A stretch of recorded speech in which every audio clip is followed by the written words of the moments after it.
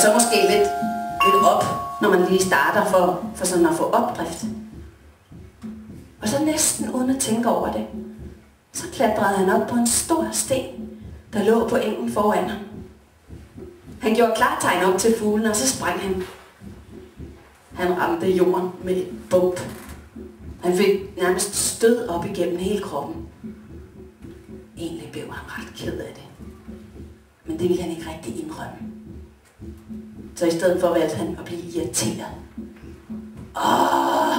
Det var også den dumme sten, tænkte han. Sådan en lille knalding af en sten. Ej, hvis jeg nu bare havde været rigtig højt oppe, helt op hvor vinden suser, så havde mit afsæt været stort nok.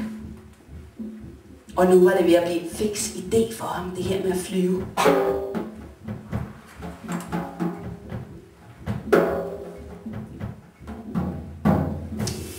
Netop der fik han øje på et stort gammelt træ. Det stod over i skoven, der lå mellem engen og havet. Og det strakte sine grene op imod himlen. Der stod det. Derfra måtte han springe.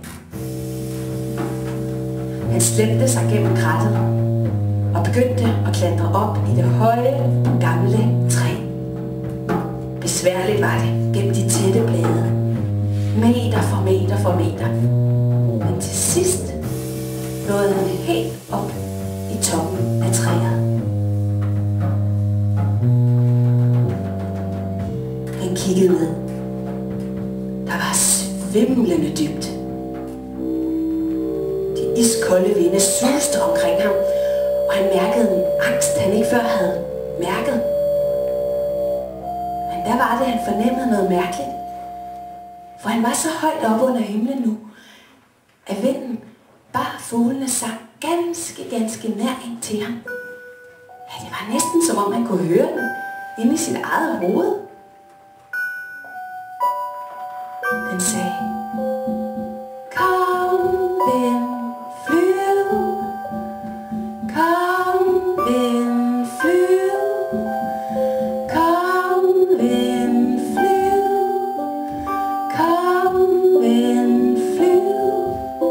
Og nu skal I lige være med. Og nu skal den her halvdel, hvis vi laver en linje ned her i midten, så den her halvdel er rundet, hvis I synger med på det her. Kom, ven, flyv.